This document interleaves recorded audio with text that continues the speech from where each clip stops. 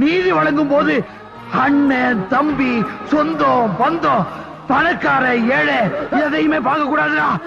நாயத்தை மட்டும் தான் சொல்லணும். வணக்கம் தமிழா, எல்லாரும் எப்படி நல்லா இருக்கீங்களா? இல்ல கேட்கணும், யாராவது திமுகவை எதிர்த்து பேசினாலும் சரி, யோசிச்சாலே இப்பெல்லாம் அரெஸ்ட் பண்றாங்க. அதுக்குதான் பயமா இருக்கு.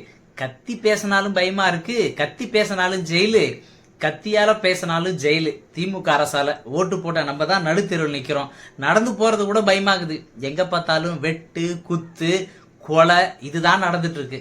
ஏதோ இந்த ஆட்சி வந்தா மாறிடும், இவங்க வந்தா மாறிடும் அப்படின்னு சொல்லிட்டு பகல் கனவு கண்டு திமுகவுக்கு ஓட்ட போட்டு இப்ப யோசிச்சா எவன் வந்து வெட்டுவான், எவன் வந்து குத்துவான் அப்படின்னு பயமா இருக்கு. அந்த அளவுக்கு தமிழ்நாட்டில் சட்ட ஒழுங்கு வந்து ரொம்ப சீர்கெட்டு போயிடுச்சு. நம்மளாம் சும்மா சொல்லிக்கிறோம், அமைச்சர்கள்லாம் பெரிய பெரிய ஆளுகள்லாம் சொல்லிக்கிறாங்க. தமிழ்நாட்டில் வந்து சட்ட ஒழுங்கு ரொம்ப கண்ட்ரோலா இருக்கு, சரியாக இருக்கு அப்படின்னு சொல்லிட்டு அமைச்சர்கள்லாம் பல பேர் திமுக அமைச்சர்கள் சொல்றாங்க. ஆனா பொதுமக்களாகிய நம்மளுக்கு தான் தெரியும் எந்த அளவுக்கு சட்ட ஒழுங்கு சீர்கேடு தமிழ்நாட்டில் இருக்குதுன்னு. இதை சொன்னா நம்மள கூட கைது பண்ணுவாங்க. ஏன்னு கேட்டா, நாங்கள் எதிர்கட்சியா இருக்கும் பொழுது ஒன்று பேசுவோம், ஆளுங்கட்சியா ஆனதுக்கு அப்புறம் ஒரு விஷயம் பேசுவோம்னு திமுக கரெக்டா செய்யுது.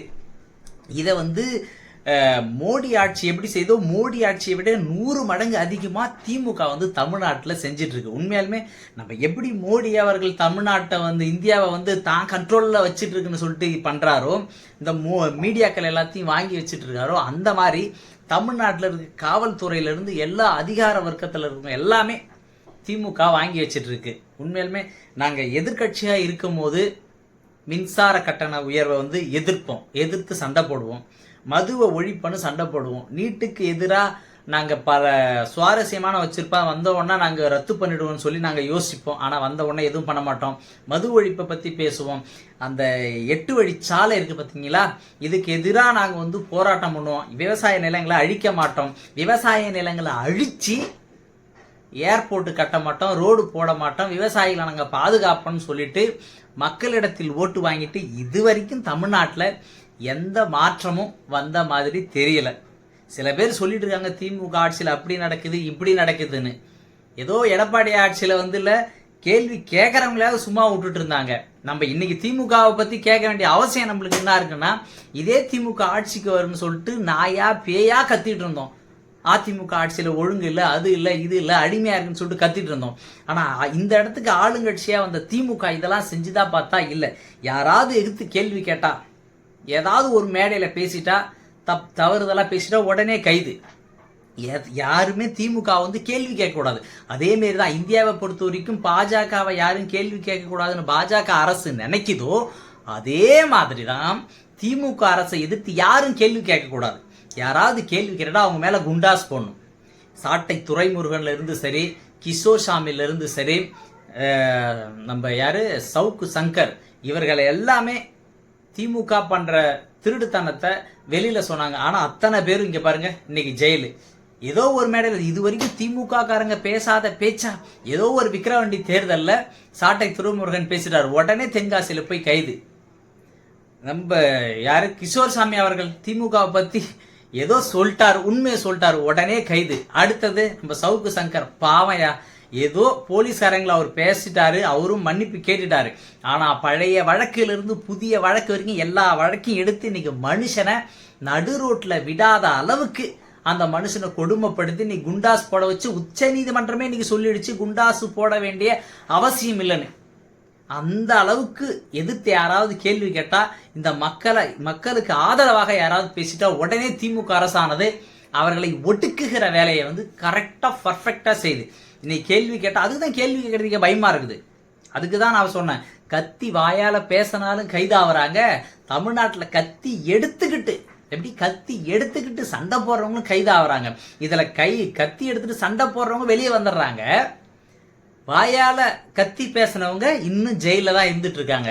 இதை நான் ஏன் சொல்ல வரேன்னா, திமுக ஆட்சியில வந்து நாங்க வந்தா இது பண்ணிடுவோம் அது பண்ணிடுவோம், அப்படி ஒரு என்ன சொல்றது, எந்த அளவுக்கு பேசக்கூடாது அந்த அளவுக்கு பேசினாங்க.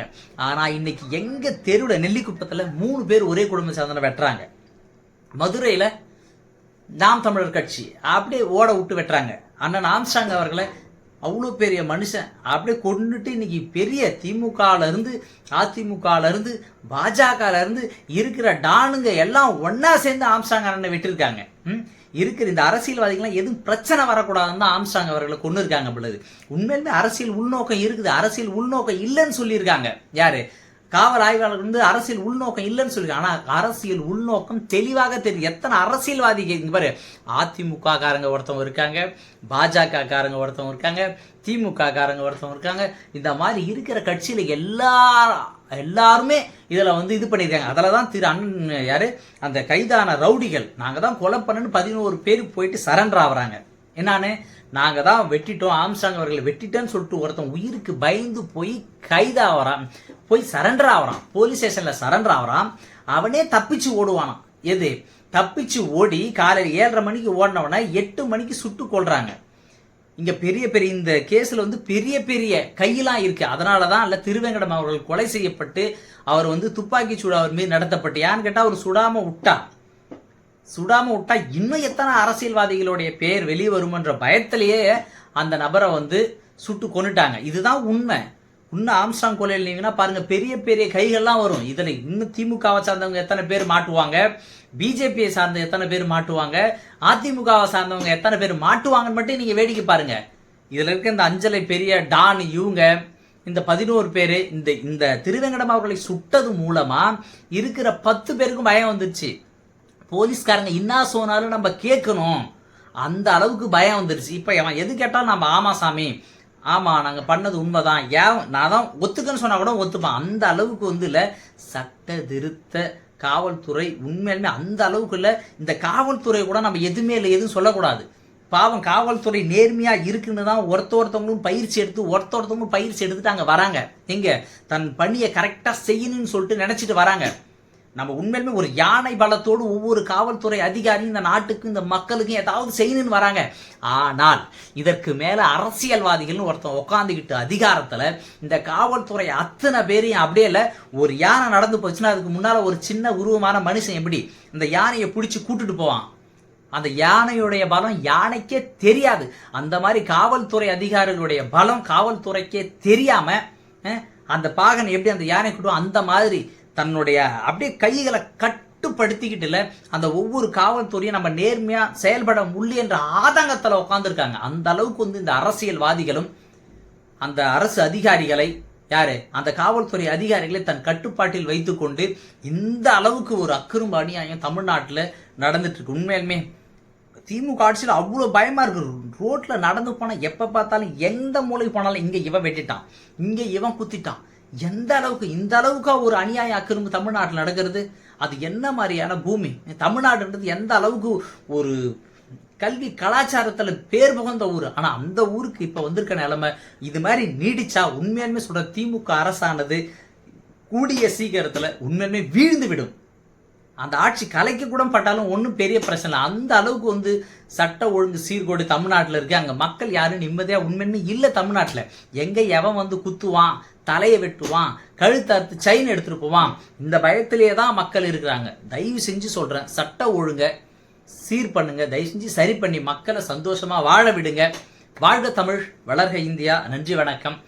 இந்த மாதிரி அரசியல் நிகழ்ச்சிகளை தெரிஞ்சுக்க நம்ம சேனலை சப்ஸ்கிரைபர் பண்ணி வச்சுங்க. நன்றி, வணக்கம்.